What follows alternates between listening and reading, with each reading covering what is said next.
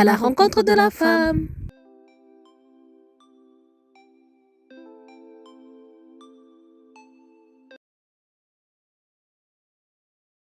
J'aimerais bien qu'on lise un passage d'Ésaïe et puis la sœur Esther va nous l'interpréter.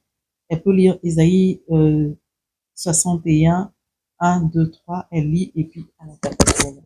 Merci. Je veux au nom du Seigneur.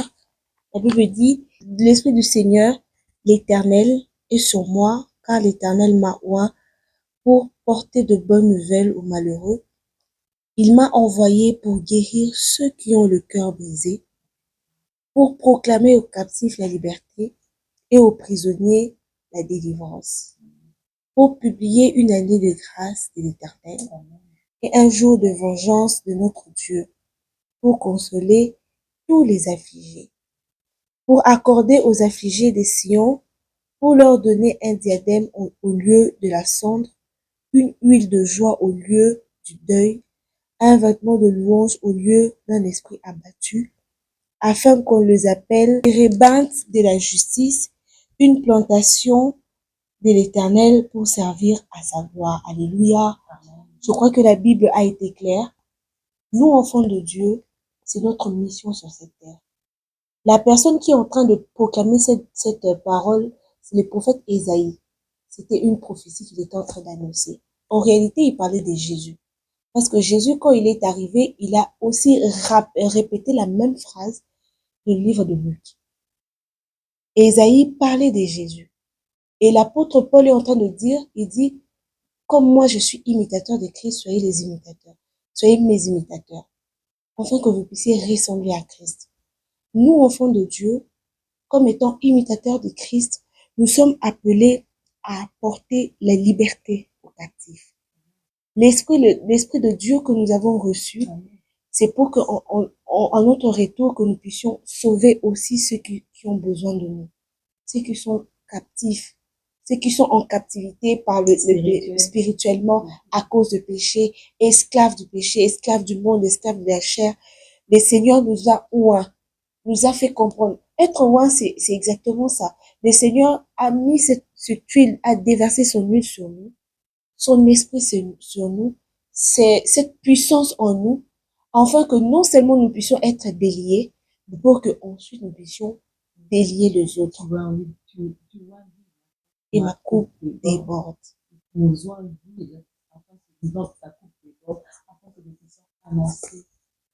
Annoncer la bonne nouvelle. Il dit, l'Esprit du Seigneur m'a oint pour porter des bonnes nouvelles aux malheureux.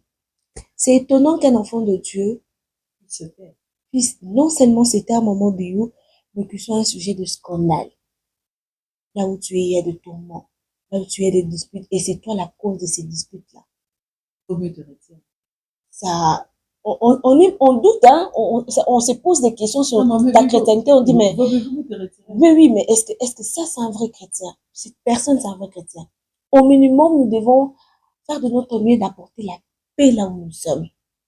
Non seulement apporter la paix, mais faire de notre mieux que le malheureux qui sont autour de nous retrouve la joie de Dieu. Parce que en nous, nous portons le Saint-Esprit et le Saint-Esprit a le fruit du Saint-Esprit. Dans le fruit du Saint-Esprit, il y a la joie, il y a la paix, il y a la douceur, la patience, et je pense que vous connaissez mieux que moi. Et ces fruits, nous devons le retrouver dans ton entourage. La Bible continue et dit, l'Esprit du Seigneur, le Seigneur, il m'a envoyé pour guérir ceux qui ont le cœur brisé. Nous ne sommes pas là pour apporter malheur, tourment, mais nous sommes là pour délivrer ceux qui ont le cœur brisé. La parole que nous avons reçue de Dieu, c'est une parole qui libère. Et lorsque nous proclamons cette parole-là, c'est pour que les autres aussi puissent être délivrés. Enfant de Dieu, j'aimerais te demander et t'encourager de sortir de ton silence.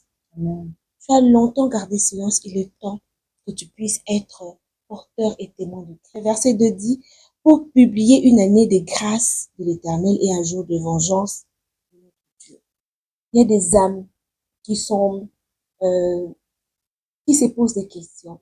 Ils se disent, mais je ne sors pas d'une grande famille, je n'ai pas de diplôme, mais c'est ça la grâce. La grâce nous qualifie là où nous ne sommes pas qualifiés. Et il y a des cœurs qui ont besoin d'entendre cette parole. Toi, enfant de Dieu, toi qui connais cette parole, tu sais que le Seigneur dont tu sers, c'est une personne, c'est un Dieu qui est rempli de grâce. Amen. Il agit par grâce. Et c'est d'ailleurs ça son monde d'emploi. Parce que dans mon bureau, vous savez, si le Seigneur était rigoureux envers vous, mais peut-être que moi et vous, on n'allait même pas parler de nous, hein. Mais c'est justement parce que le Seigneur nous a fait grâce. Et il y a aussi des cœurs qui ont besoin d'entendre que oui, réellement, le Seigneur peut faire grâce. Et je profite de cette parole pour te dire, toi qui nous écoutes aujourd'hui, que tu peux trouver grâce aux yeux de Dieu. Amen. Ne te pose pas de questions, mais comment ça... Moi, mon premier travail, je l'ai eu, non pas parce que j'avais un diplôme, je n'avais même pas un diplôme de graduat. Je commençais à travailler, je crois que je peux témoigner de cela. Je commençais à travailler tôt, non pas parce que j'avais un diplôme, mais parce que j'avais la grâce de Dieu sur moi. Amen. Le Seigneur peut te localiser sans diplôme. Le Seigneur peut te localiser parce que même si tu sors d'une famille non riche, Christ, le sauveur de l'humanité, était un fils de charpentier. C'est possible que tu réussisses grâce à Christ. Le verset 3 dit, pour accorder aux affligés de Sion, pour leur donner un diadème. En réalité, dans ces versets, le Seigneur est en train de donner la possibilité d'être changé d'identité. La Bible dit, par exemple, une huile de joie au lieu de deuil. Là où il y avait le deuil, on peut remplacer par la joie. Amen. Là où il y avait des limitations, on peut... Mais exactement, il y a une référence claire. L'histoire d'Abraham. Lorsque le Seigneur est entré dans la vie d'Abraham, qu'est-ce que le Seigneur a fait? Il a d'abord changé de nom à Abraham. Amen. Il a dit non, tu ne seras plus Abraham, tu seras Abraham. Tu ne seras plus Sarai, tu seras Sarah. Mais lorsque le Seigneur vient dans la vie d'un homme, tout ce qui est d'impur, tout ce qui est de mauvais, tout ce qui est de négatif, le Seigneur le change en bien. C'est d'ailleurs ça, le rôle de Christ. Lorsque le Christ est venu, c'était pour nous sauver du péché. Parce qu'il y avait les ténèbres dans le monde. Lui, la lumière du monde devait descendre pour éclairer. Toi, enfant de Dieu, c'est ça ton rôle. Dans ta famille, dans ton église, dans ton travail, partout où tu es, tu dois apporter le bien, le positif. Et toi, enfant de Dieu, et toi qui m'écoutes aujourd'hui, converti ou non, j'aimerais te parler de Jésus. Jésus qui change d'identité. Jésus qui transforme. Amen. Jésus qui peut te prendre du néant, te ramasser de nulle part. Je connais la dame... Et te faire asseoir avec les rois. Exactement. Et je crois que vous êtes fidèle à notre page. Vous savez, vous connaissez l'histoire de Maman Biou. Elle est un témoignage vivant de ce que nous disons aujourd'hui. Il y a des témoignages comme ça, il y a des femmes, il y a des hommes de Dieu qui peuvent témoigner de ça. Il y a même des hommes qui ne sont pas aussi impliqués dans le service de Dieu. Ils ne sont pas diacres. Ils sont juste fidèles comme ça, mais ils ont une histoire avec le Seigneur. Le Seigneur est capable de changer ta vie. Il y a, je sais pas si Maman Bio peut me permettre de faire ça. Bien sûr, bien sûr. Je me réfère à moi cet appel à la conversion. Toi qui nous écoutes aujourd'hui, peut-être que tu es en train de nous envier, mais comment est-ce que je vais faire pour parler comme elle? Comment on est bien habillé, comme ça et tout. Non, comment est-ce qu'elle parle comme ça de la Bible? Comment elle lit la Bible facilement? Elle rayonne. Voilà. Est-ce qu'elle ne pleure pas? Est-ce qu'elle ne connaissent pas des amertumes, oh non, oui. Des combats, des obstacles. Non, si. Est-ce que leur vie est toujours aussi souriante? Servir Dieu, c'est pas facile. Ah oui. Je crois que Maman Biou, et je disais tantôt, elle est vraiment, parce qu'elle a plus d'expérience que nous. Moi, je suis encore jeune, je suis encore enfant. Elle est maman. Elle a vraiment eu l'expérience avec le Seigneur, pardon. Elle a un parcours. Et je vous dis, ça ne sert à rien de nous envier. Au contraire, il y a un secret. Et je te demanderai aujourd'hui de prendre cette décision comme nous, on l'a fait autrefois. De recevoir Christ comme étant sauveur, Seigneur et sauveur personnel. C'est facile. Je te dis personnel comment? Il suffit juste de croire que il est mort et ressuscité pour moi. La clé de tout. Il y a des difficultés qui viennent. Nous pleurons aussi, ça nous arrive, on s'enferme dans nos chambres, on pleure, on dit, mais Seigneur, pourquoi telle chose arrive? Pourquoi tel problème, Seigneur? Pourquoi tu as permis cela? On pleure différemment. Ah, voilà. On pleure pas en se lamentant. Hum, On pleure pas en se plaignant. hum, Quand on mhm. pleure, en fait, nous allons au pied de notre Père. Exactement. C'est justement pour vous dire que la clé de tout est en Christ. Le Seigneur a la réponse à tout. Même quand le moment sombre arrive, la Bible dit, même quand je marche dans la vallée de la mort, de l'ombre de la mort, je ne crains aucun mal. Le Seigneur est là. Même quand nous traversons des moments difficiles, le manque d'argent, les difficultés qu'il y a au pays, les crises et tout, le Seigneur est là pour nous sortir. Complications, conjugaux même, ça arrive. Nos parents, parce que moi je suis pas encore mariée, mais mes parents ont eu de moments où il y avait vraiment de disputes entre eux, mais le Seigneur était là pour réconcilier.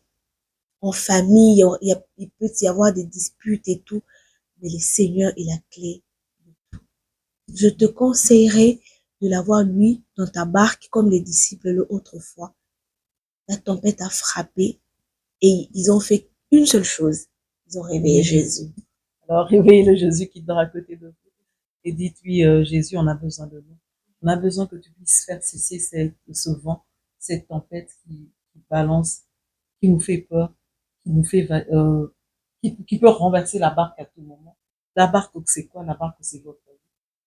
La manière dont vous êtes en train de la conduire vous-même, en vous considérant comme seul maître à bord, c'est pas la manière adéquate, c'est pas la manière adaptée.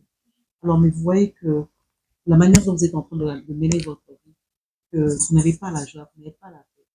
Au contraire, il y a des vents, il y a le vent qui est en train de secouer votre barque, de secouer votre maison, qui est en train de secouer votre vie.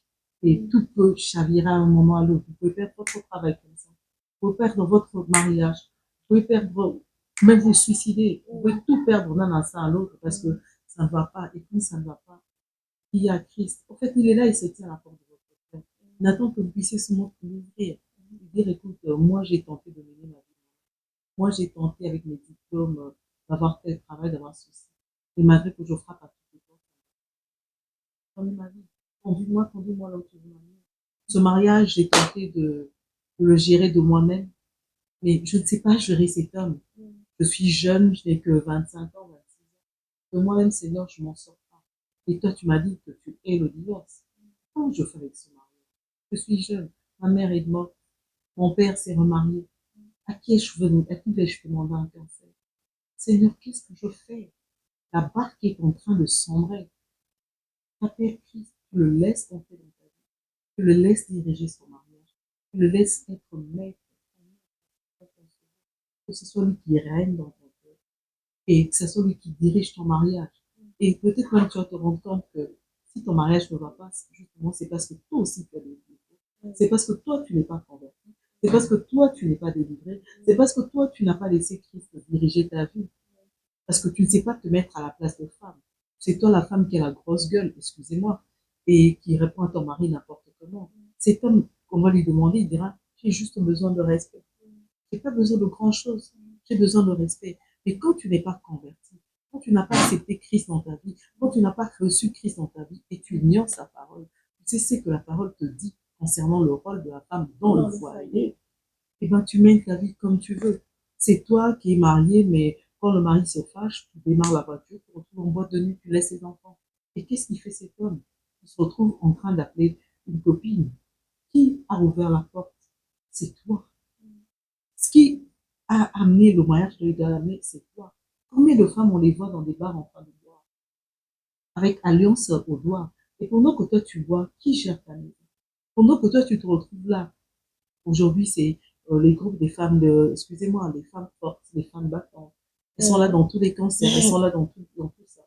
Je vous juge pas, il faut toujours se poser la question, pendant que je suis là, qui s'occupe de ma maison? Qui s'occupe de mon mari? Recevoir Christ est très important. Christ nous aide à tout diriger. Christ nous aide à vivre pleinement notre vie. Les gens pensent que Sonayambi Yesu, si j'accepte Jésus-Christ, c'est-à-dire que je peux vivre. Non, on est là, nous vivons. Mais seulement, Il y a une chose, maman Vu, l'avantage aussi d'avoir Christ, c'est que tu es déchargé. Tu es déchargé. Aujourd'hui, il y a des personnes qui souffrent de l'AVC, l'estomac, des maux de tête, surménage.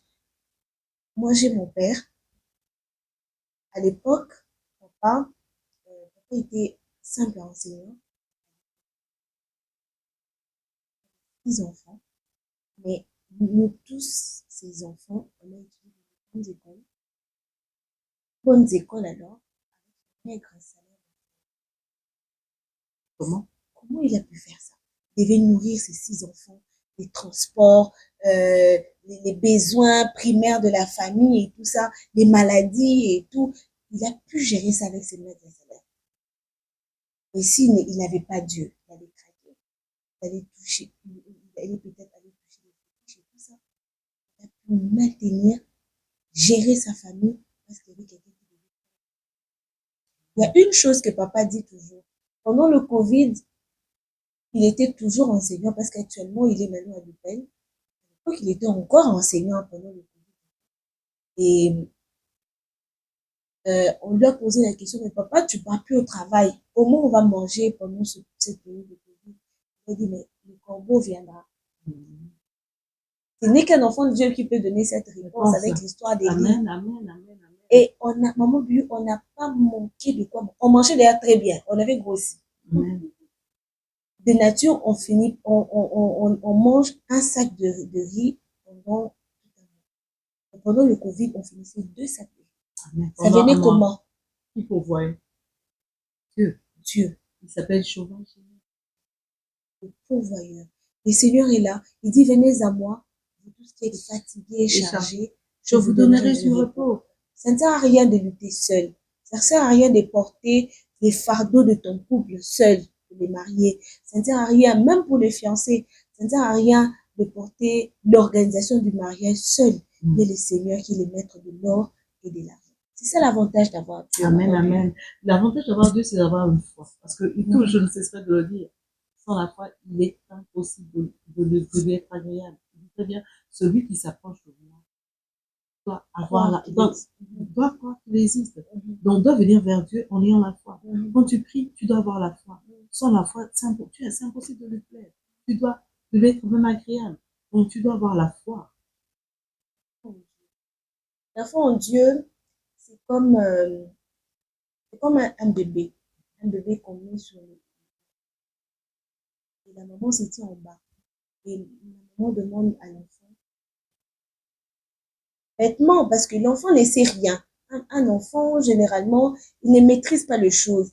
L'enfant se dit, mais maman va impérativement me rattraper.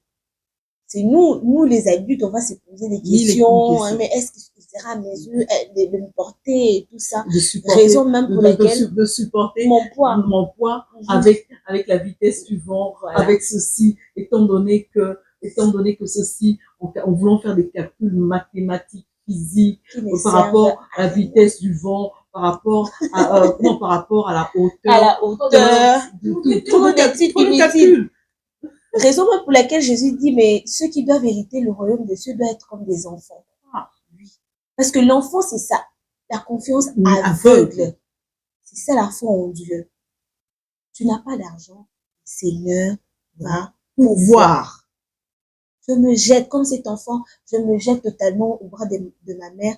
Je sais que ma mère elle va même vouloir se casser pour me rattraper. C'est ça, exactement. Et il me demande qu'une seule chose. Croire, c'est tout. Qu'est-ce que tu veux dire, mademoiselle? Vraiment, c'est exactement ça. Je crois que la seule chose que je demanderais aux jeunes comme moi de faire maintenant, c'est de voir les jeunes qui vraiment livrent leur vie à l'alcoolisme et la fornication. Je ne juge pas. Je ne juge pas, je ne juge personne et je n'ai pas cette autorité de juger. Et je vous dis cette parole de la Bible qui dit le perdu ne peut pas l'utile. Parce que oui, à la fin, il y aura un jugement. Le Seigneur te posera la question, je t'avais donné de l'énergie, je t'ai donné le potentiel d'intelligence. Qu'est-ce que tu as fait de cela? La jeunesse même.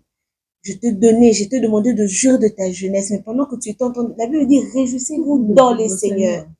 Oui, parce que les jeunes se trompent un moment, hein.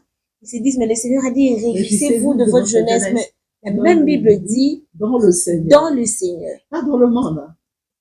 Le Seigneur t'a accordé la jeunesse. Qu'est-ce que tu as fait? Je ne suis pas un modèle parfait. Je vous demanderai même pas de m'avoir moi comme modèle, mais d'avoir Christ. Même pas nous. Nous sommes des humains. On est faillibles d'avoir Christ comme modèle, parce que celui qui est le modèle parfait. Voilà. En tout cas, merci Maman Biou pour l'invitation. Je me disais que lorsque vous m'avez invité, je me disais, mais est-ce que je saurais. Je saurais, mais c'est Dieu qui capacite. Merci à toutes les personnes qui nous suivent. Je vous demanderai de soutenir cette œuvre parce que ça édifie plusieurs personnes.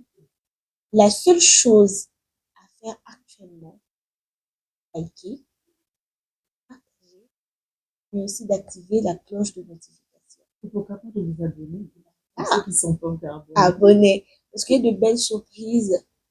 C'est que j'aime avec je vais appeler ça païen, je vais les appeler païens.